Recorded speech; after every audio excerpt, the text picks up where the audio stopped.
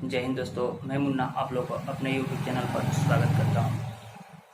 आज हम लोग पढ़ेंगे 10th क्लास के दो चर वाले रैखिक समीकरण, linear equation of two variables. इसके बारे में हम लोग आज अध्ययन करेंगे। देखिए, दो चर वाले रैखिक समीकरण पढ़ने से पहले हमको जानना पड़ेगा आखिर चर राशि क्या है और अचर राशि क्या है और रैखिक समीकरण क्या है, और उसके अंदर आएगा एक चर और दो चर। ठीक है, तो सबसे पहले जान लेंगे चर राशि किसे कहते हैं।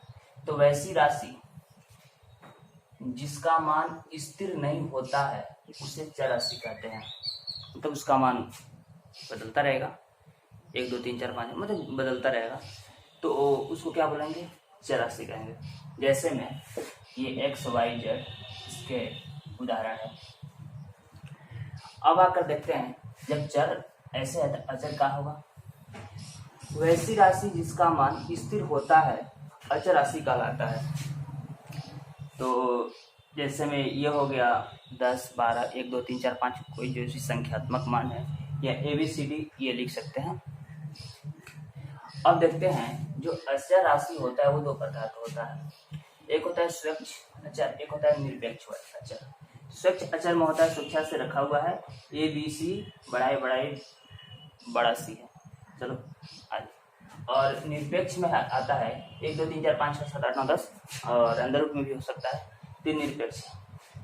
तो हम लोग को जो पढ़ना है वो क्वेश्चन में इस तरह से आएगा, ये वाला मान रहेगा और ये वाला रहेगा। लेकिन ऐसे मानक रूप में समीकरण देखा जाए, ऐसे सिंपल तरीका से समीकरण देखा जाए, जिसमें ये और ये मिलकर बना रहेगा।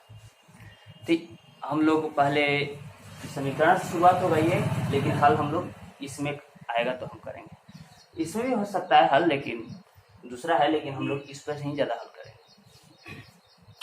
चलिए देखते हैं सबसे पहले रैखिक समीकरण। तो रैखिक समीकरण का परिभाषा क्या होता है? जिस समीकरण के चर राशि का घात 1 होता है उसे रैखिक समीकरण कहते हैं। मतलब चर राशि, ये ध्यान दीजिए, चर राशि मतलब यही ना चर राशि है, x y z, मतलब इसका घात कितना होना चाहिए? 1 होना चाहिए। तब वो क्या होगा? जब घात 1 होगा तो रैखिक समीकरण होगा।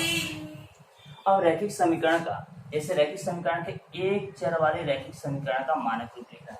ऐसे में इसका रैखिक समीकरण लिखे तो इसका उदाहरण हो सकता है, इसका उदाहरण लिख सकते हैं। जैसे में इधर 4x + 5 = 0, 3y + 9 = 0, मतलब ऐसा हो सकता है। ये एक चर वाला रैखिक समीकरण है।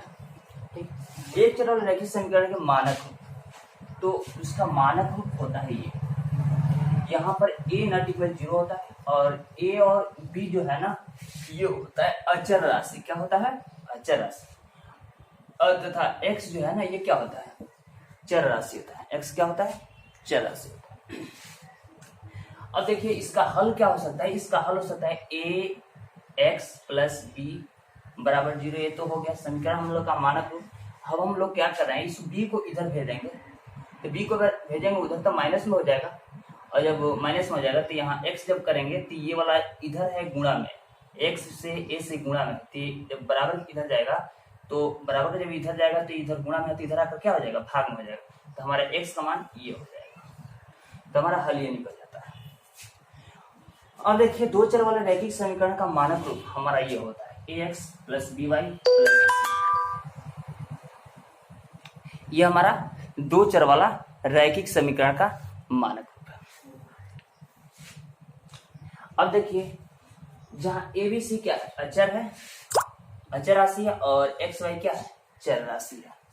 ABC क्या है? अचर है, और XY क्या है? चर राशि है। तो अब देखेंगे, दो चर वाला रैखिक जो समीकरण है, इसको हल करने की अनेक विधियां हैं, लेकिन उसके पहले दो चर वाला रैखिक समीकरण के युग्म होता है। अगर जब तक युग्म नहीं रहेगा, दो एक साथ नहीं रहेगा, तब तक हल करने में काफी ज्यादा परेशानी है।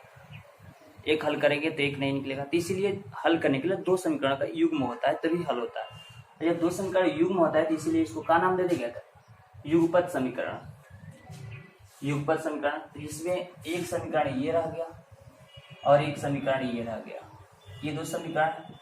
और इसमें a1 और a2 जीरो के बराबर नहीं होता है, b1 और b2 भी जीरो के बराबर नहीं होता है, लेकिन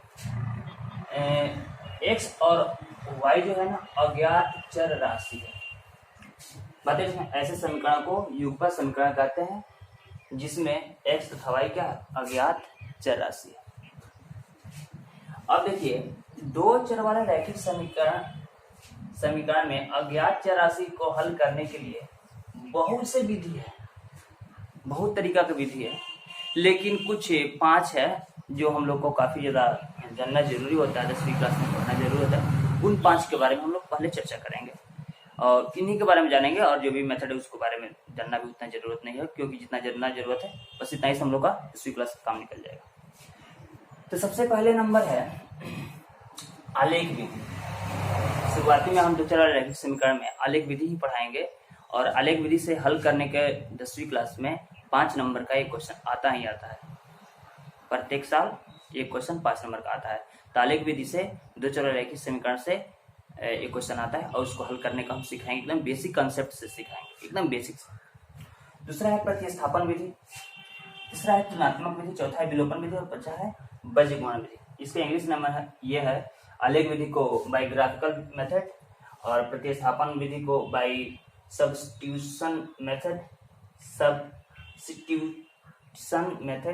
और तुलनात्मक विधि को बाय कंपैरिजन मेथड, और विलोपन विधि को बाय एलिमिनेशन मेथड, और बीजगणन को क्रॉस मल्टीप्लाई मेथड। देखिए थोड़ा इंग्लिश हमारा वो नहीं है, लेकिन केवल हम गणित के बारे में अच्छा से दे सकते हैं। तो चलिए इसके बाद हम लोग आगे बढ़ते हैं। तो अभी हम लोग पढ़ेंगे ये वाला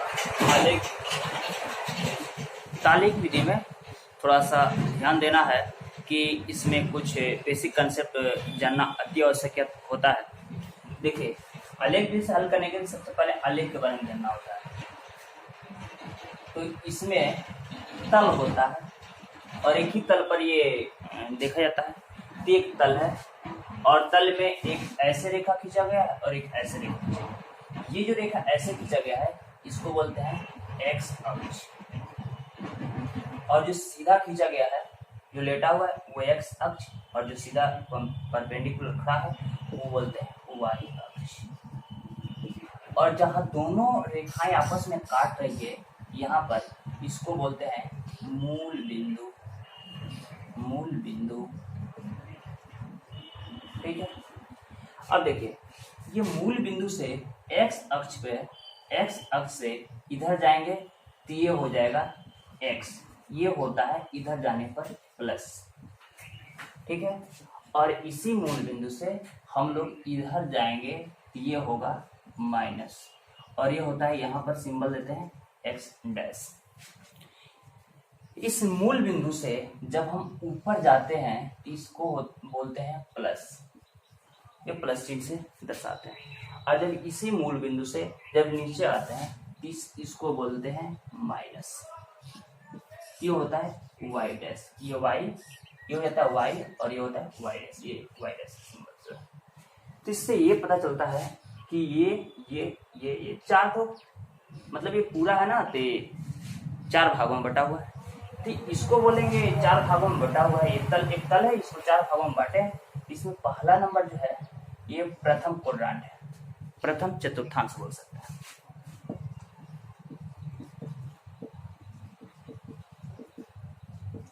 दूसरा है इसको बोलते हैं द्वितीय चतुर्थांश।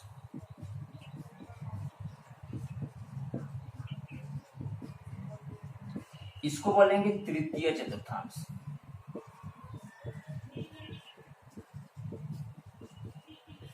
और इसको बोलेंगे चतुर्थ चतुर्थांश।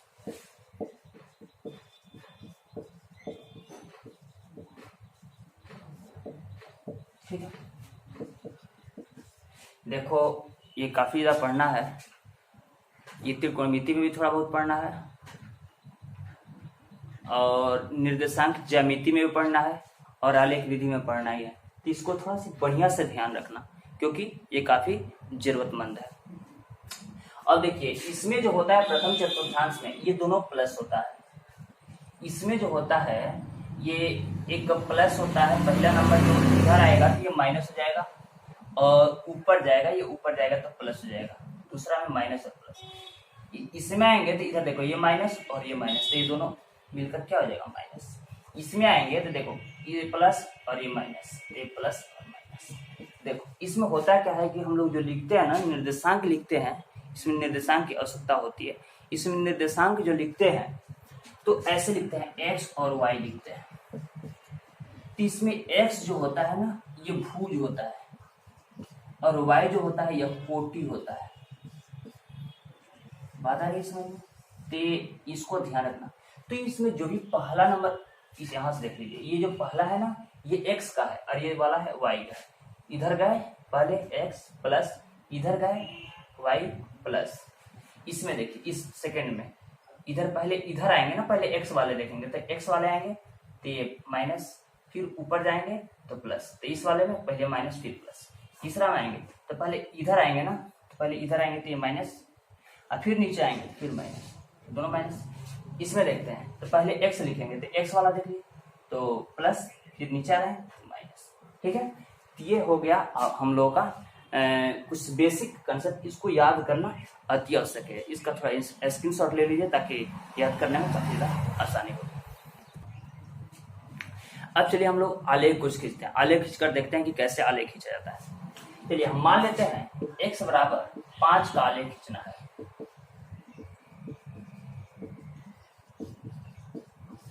और y बराबर 3 का आलेख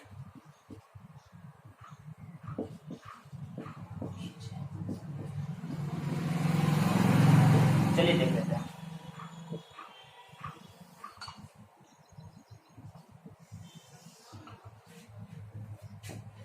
तो हमारा ये मूल बिंदु है, इधर रहता है x, इधर रहता है x डैश, इधर रहता है y और इधर रहता है y डैश। यहां से जब चलते हैं ना, यहां से तो इधर जब जाते हैं तो सब एकदम समान दूरी पर इंडिकेट करते हैं। और ये समान दूरी पर ये रहता है 0, ये 0 0 मूल बिंदु 0 0, उसके बाद से एक बिंदु 1, ये 2, ये 3, ये 4, ये 5, आगे एक 6 भी देते हैं। ठीक है, इधर भी लिखेंगे वैसा ही, तो लिखेंगे इधर तो कैसे, इधर जाकर प्लस में जाती है, इधर देखिए यहाँ से एक होगा तो यहाँ से भी एक होगा, लेकिन माइनस में होगा।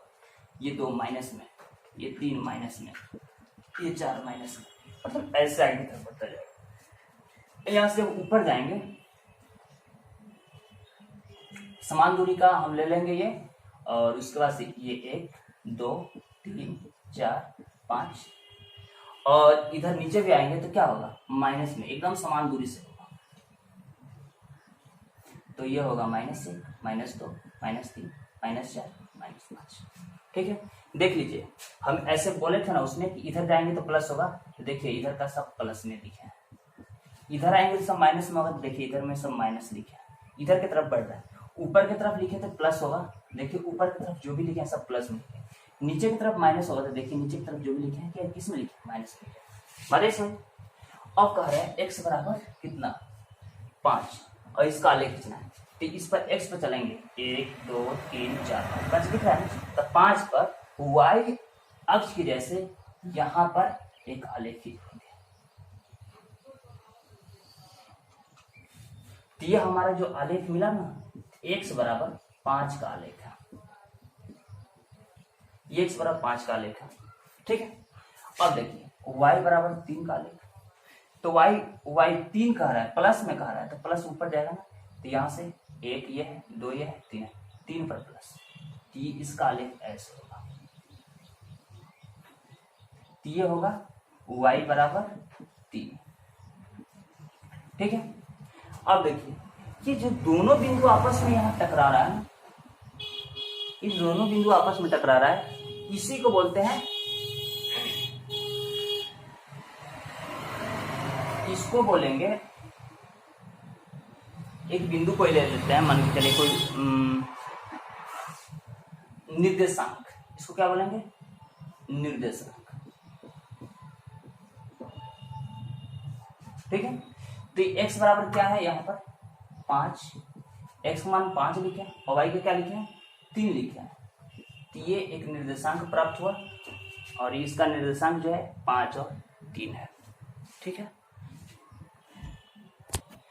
चलिए अब जो आलेख है वो माइनस में देख लेते हैं। तो x बराबर -2 का आलेख खींचते हैं और y बराबर -4 का। तो x बराबर -2, तो x बराबर x वाला इसको तो मिटा देते हैं, इसको कोई जरूरत नहीं है, इसको मिटा देते हैं क्योंकि आप लोग समझ गए होंगे। चलिए इसको मिटा देते हैं। अब देखिए x बराबर 2, तो x पर चलेंगे लेकिन -2 चलेंगे, इधर नहीं चलेंगे, हम इधर चलेंगे। तो यहाँ पर देखिए, तो यहाँ से ऊपर से नीचे तक। ठीक है, तो ये क्या है, x बराबर -2 का आलेख है। ठीक है, अब y बराबर -4, तो y यहाँ है, ये y वाला है ना, ये वाला, तो माइनस का रहा है, तो ऊपर जाएंगे तो प्लस, लेकिन नीचे आएंगे तो माइनस, तो y बराबर माइनस यहाँ। इसको थोड़ा बड़ा कर देते हैं। y बराबर ये यहाँ से यहाँ तक होगा, ऐसे नहीं कि केवल इधरे होगा। ठीक है, ये निर्देशांक प्राप्त हुआ। क्या हुआ, निर्देशांक।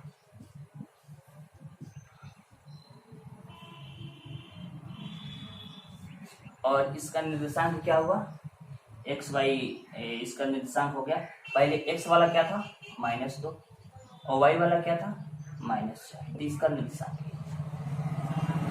तो ये समझ रहे होंगे आप लोग कि माइनस में रहेगा तो माइनस की तरफ चलेंगे और प्लस रहेगा तो प्लस की तरफ चलेंगे। आगे देखते हैं कि जो समीकरण होता है उसको हल कैसे हम कर सकते हैं।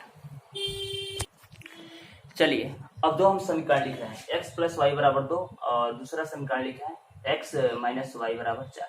तो हम इसको अलग हल करेंगे और इसको अलग हल करके और एक ही पर आलेख खींच लेंगे। तो अलग अलग हल करके देखते हैं क्या कैसे आलेख होता है। चलिए पहला नंबर लिखते हैं इसको। अब देखिए, जब समीकरण इस तरह से रहेगा, ध्यान से यहाँ देखिए, जब समीकरण इस तरह से रहेगा तो हम लिखेंगे y = 2। यहाँ क्या लिखेंगे, या लिख देते हैं यहाँ पर y = 2। y = 2 लिख दिए, इतना ही लिखे हैं, ध्यान से देखिए यहाँ से यहाँ तक। और बराबर के इधर है x और ये प्लस में, इसको बराबर के उधर लेके चल जाएगा माइनस। ठीक है, अब देखिए ये हल करना एकदम आसान हो गया। अब हम क्या करेंगे, आलेख खींचने के लिए इससे एक सारणी बनाएंगे। और सारणी में क्या लिखेंगे, हम सारणी में ऐसे एक सारणी बना लेते हैं और इसमें x और इसमें y लिख देते हैं। इसका तात्पर्य यह है कि यहाँ x के जो मान रखेंगे वो इस लाइन में लिखेंगे और यहाँ पर जो x का मान रखने के बाद से इसमें से घटाएंगे तो y का मान आ जाएगा, तो y का जो मान आएगा तो इसमें लिखेंगे। चलिए देखते हैं।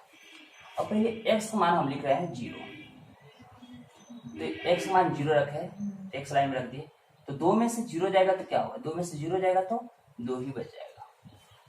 अब x का मान रख रहे हैं 1, x का मान क्या रखे 1, 2 में से 1 जाएगा तो क्या होगा 1। अब x का मान रख रहे हैं कितना 3, 2 रख देते हैं, x का मान 2, तो अगर 2 में से 2 घटेगा तो क्या है 0। ठीक है, तो ये हम लोग का जो मिला ना, ये निर्देशांक मिला, ये निर्देशांक। ठीक है, और इसका ग्राफ खींचते हैं।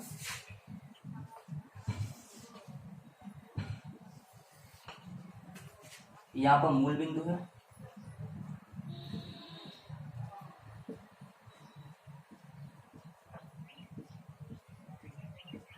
ये x है, x डैश है, y है, y डैश है।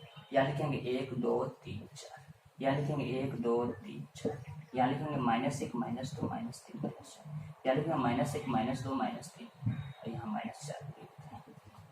ठीक है, थोड़ा चलिए अब देखेंगे x पर क्या चलना है, मतलब इस पर चलना है तो कैसे चलेंगे, x पर 0 चलना है, तो x पर 0 यही ना है, ये 0 0 वाला है, x पर 0 चले तो y पर कितना चलना है 2, तो y पर 2 चलेंगे 1 2, तो हमको यहाँ रुक जाना है। इस निर्देशांक या ये निर्देशांक जो है ये यहाँ है, तो इसका अर्थ है ये 2 0 और 2 है। ठीक, अब 1 x पर 1 चलेंगे तो x पर 1 चल दिया इधर, और y पर भी 1 चलना है, तो y ऊपर चलेंगे कि नीचे, प्लस में है तो प्लस में तो ऊपर चलेंगे, तो 1 डिग्री यहाँ चलती है, तो ये वाला है, तो इसका निर्देशांक है 1 और 1। और आगे देखिए 2 x पर 2 चलेंगे 1 2, और y पर क्या चलना है 0, तो y पर चलना ही नहीं, तो सेम यही पर रह जाएंगे। तो ये हमारा क्या होगा 2 0। तो इसको हम क्या करेंगे, ऐसे आलेख इसको खींच लेंगे। देखिए एक लाइन है, ठीक है। आगे देखिए हम इस समीकरण का हल कर रहे हैं, यहां लिखेंगे।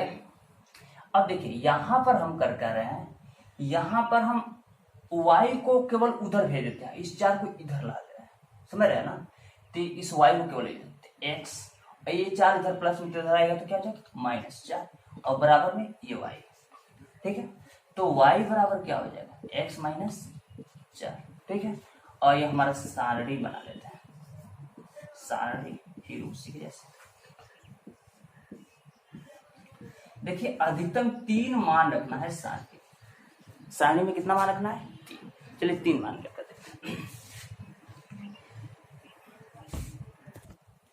हाँ अब देखिए 3 मान रखेंगे, लेकिन हम इसमें 4 लिख दिए तो उससे कोई ज्यादा परेशान होने की जरूरत नहीं। चलिए 4 हम पहले इसको ये लिखे है ना, तो इसका पहले हम लिख देते हैं कि हमारा किसका ये आलेख है, तो x + y = 2 का आलेख है, ठीक है ना, ये इसका आलेख है।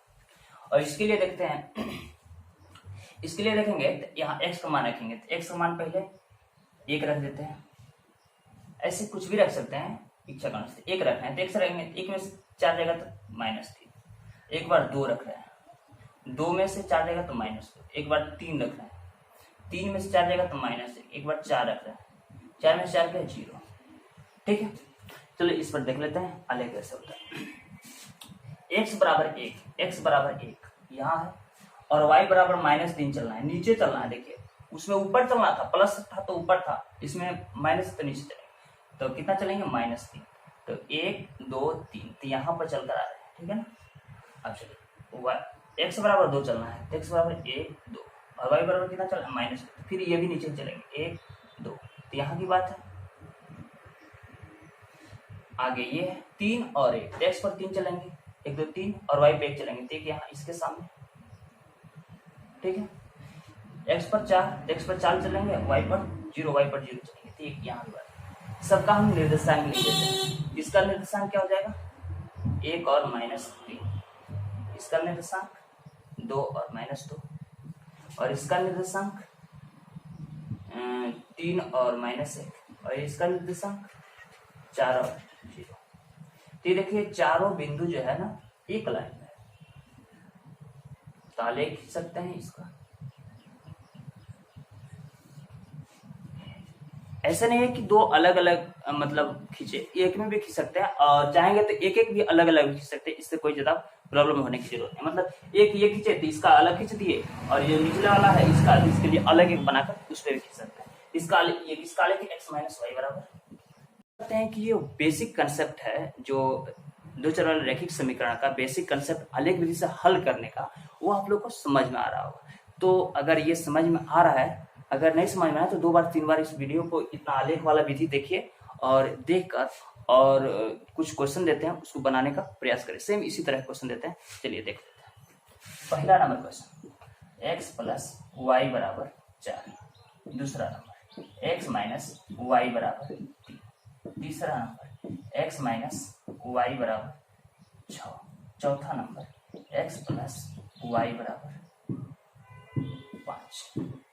ये 4 क्वेश्चन है, चारों क्वेश्चन बनाकर ट्राई कीजिए और कमेंट कीजिए कि क्या ये क्वेश्चन आप बना पा रहे हैं या नहीं। अगर नहीं बना पा रहे हैं तो इस वीडियो को दोबारा तिबारा देखिए, और बना पा रहे हैं तो एक ही बार में, और इसके बाद से जो अगले तरह का इसमें थोड़ा सा धीरे धीरे भास्ट करके आगे तरफ हम वीडियो लाते जाएंगे, और आप लोग को समझ में आता जाएगा। 1 से 2 वीडियो में आलेख अच्छा से बनाने को आप समझ जाओगे। तो बस अब दीजिए इजाजत, जय हिंद। अगर अच्छा लगे तो लाइक कीजिए, और अपने दोस्तों के साथ शेयर कीजिए, और इस चैनल को सब्सक्राइब करें।